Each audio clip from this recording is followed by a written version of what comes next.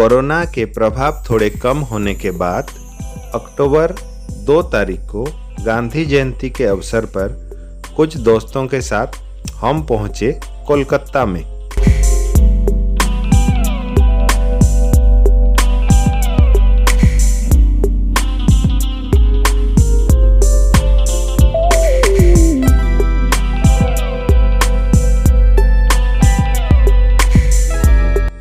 कोलकाता पहुंचने के बाद आज हम चलते हैं दक्षिणेश्वर काली माता मंदिर।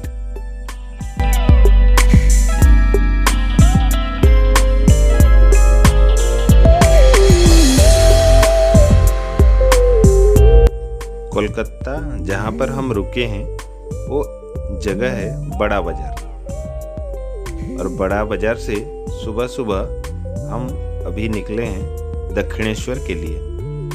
दक्षिणेश्वर जाने के लिए बस सर्विस है, तो बस में अभी चलते हैं दक्षिणेश्वर।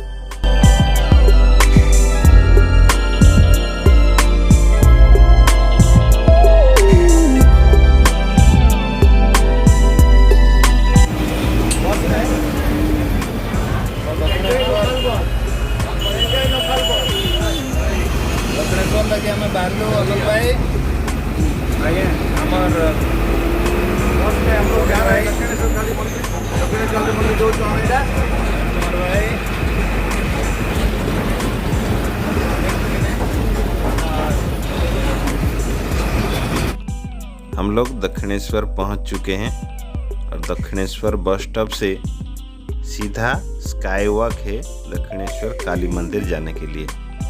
तो हम सब अभी स्काई वॉक के ऊपर में हैं। इधर से रास्ता है, स्काई वॉक में एलिवेटर लगा है ऊपर जाने के लिए। हम लोग दक्षिणेश्वर रानी रासमोनी स्काई वॉक उसके ऊपर में अभी हैं, और यहाँ का जो नज़ारा है बहुत ही सुंदर है। ये ऊपर में बहुत सुविधा से आप पैदल दक्षिणेश्वर काली मंदिर तक बस स्टॉप से पहुंच सकते हैं। तो ये देखिए स्काई वॉक एलिवेटर लगा है, और एलिवेटर से हम नीचे जा रहे हैं।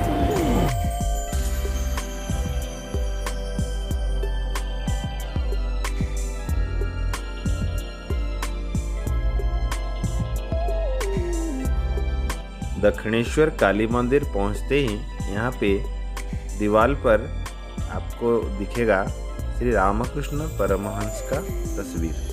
कहा जाता है कि संत स्वामी रामकृष्ण परमहंस को काली माता के दर्शन ब्रह्मांड की माता के रूप में हुए थे।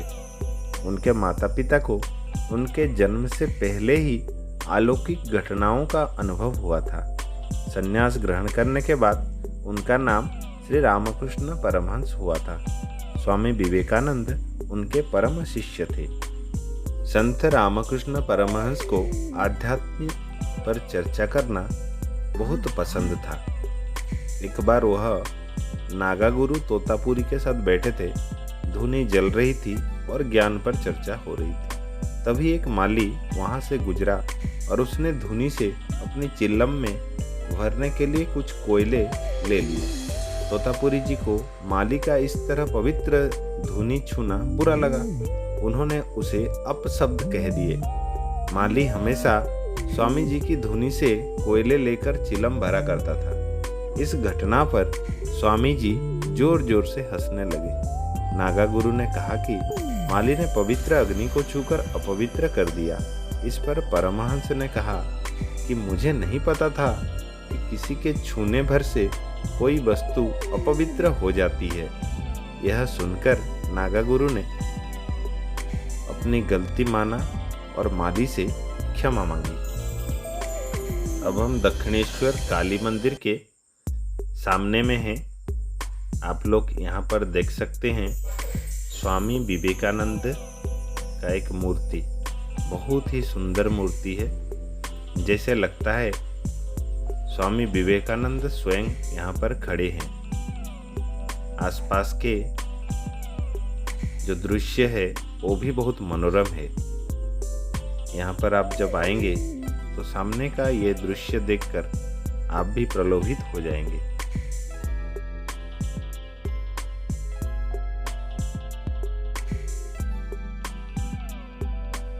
मंदिर के ठीक सामने यह एक छोटा सा मार्केट है, जहाँ से आपको माँ काली के लिए कुछ भोग लेने का सामग्री मिल जाएगा। यह मार्केट से आप प्लास्टिक के डिब्बे खरीदकर नीचे नदी से गंगा जल भी साथ ले सकते हैं। मंदिर के अंदर में कैमरा लेना प्रतिबंधित है, तो बाहर से ही आप काली मंदिर का दर्शन कर लीजिए। दक्षिणेश्वर काली मंदिर जिस नदी के तट पर है वह है हुगली नदी, जिसे भागीरथी हुगली नदी भी कहा जाता है। भारत के पश्चिम बंगाल राज्य में बहने वाली इस नदी को कुछ स्रोतों में गंगा नदी की वितरका यानी शाखा नदी भी बताया जाता है। दक्षिणेश्वर काली मंदिर नदी तट पर विभिन्न साधु सन्यासियों का मूर्ति लगा हुआ है, उनका भी आप दर्शन कर सकते हैं। माँ काली का दर्शन करने के बाद मंदिर के अंदर में 12 ज्योतिर्लिंग का भी दर्शन हम कर चुके हैं।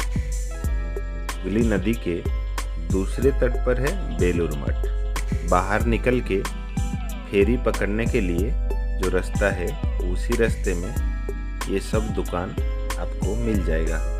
यहाँ पर आपको बहुत से चीज़ें खरीदने के लिए मिल जाएंगे, जैसे बहुत अच्छे अच्छे फोटो, दिए, शंख, रंग बिरंग के रोली मोली धागे आप यहाँ से खरीद सकते हैं। अब हम लोग फेरी पकड़ने के लिए फेरी स्टेशन पहुँच चुके हैं और ये टिकट लेके अभी फेरी पकड़ने के लिए हम नदी के अंदर में जो स्टेशन बना हुआ है उधर जा रहे हैं।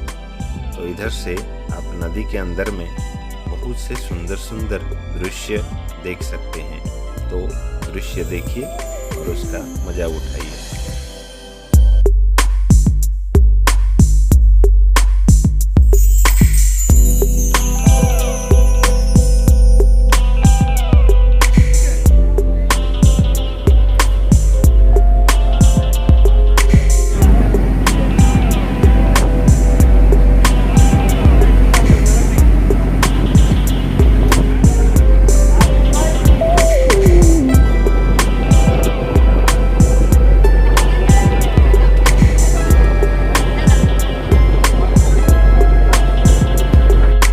मठ फेरी स्टेशन हम लोग पहुंच चुके हैं और यहाँ से हम चलेंगे बेलूर मठ।